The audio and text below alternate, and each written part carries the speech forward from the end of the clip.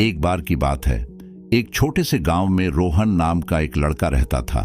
रोहन अपने आलस्य और महत्वाकांक्षा की कमी के लिए जाने जाते थे।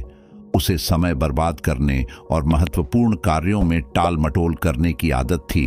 अपने परिवार और दोस्तों द्वारा समय को महत्व देने की लगातार सलाह के बावजूद रोहन को इसका महत्व समझ में नहीं आया। एक धूप वाले दिन श्री गुप्ता नाम का एक बुद्धिमान बूढ़ा व्यक्ति गांव में आया।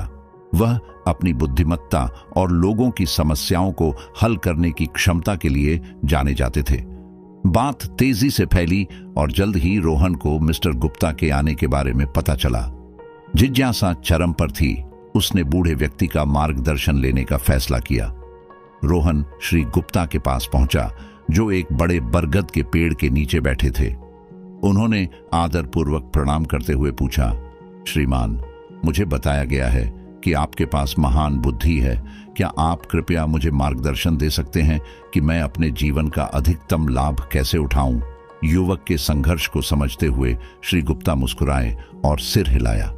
उसने अपने बैग से 1 घंटा निकाला और रोहन को दे दिया। उन्होंने कहा, यह घंटा घर समय का प्रतीक है।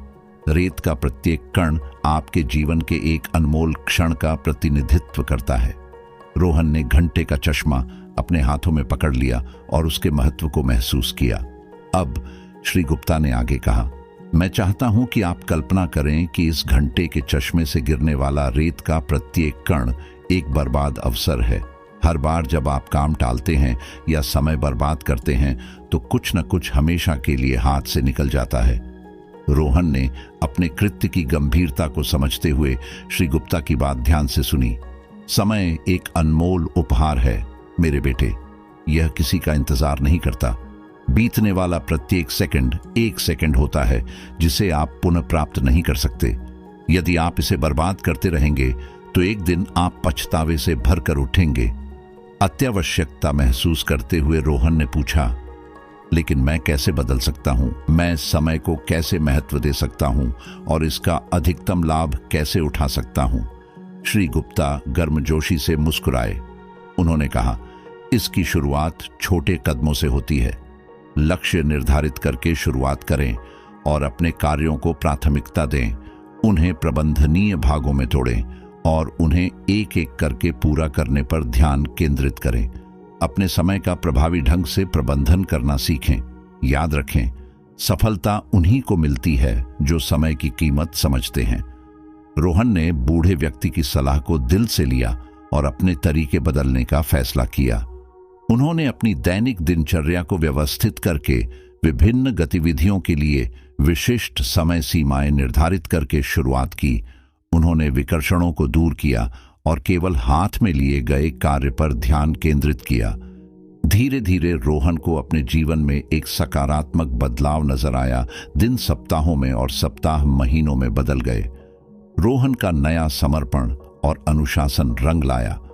उन्होंने उन कार्यों को पूरा किया जिन्हें वे वर्षों से टालते आ रहे थे। उन्होंने अपने जुनून को आगे बढ़ाया और छिपी हुई प्रतिभाओं को खोजा। ग्रामीण रोहन में उल्लेखनीय परिवर्तन देखकर आश्चर्यचकित रह गए। समय के साथ रोहन को एहसास हुआ कि समय की असली ताकत सिर्फ कार्यों को पूरा करने में नहीं, बल्कि रिश्तों को पोषित करने में है। उन्होंने अपने परिवार और दोस्तों के साथ गुणवत्तापूर्ण समय बिताया और उनके द्वारा साझा किए गए पलों की सराहना की। वह समझ गया था कि समय एक सीमित संसाधन था और प्रियजनों की संगति में बिताया गया हर सेकंड एक खजाना था।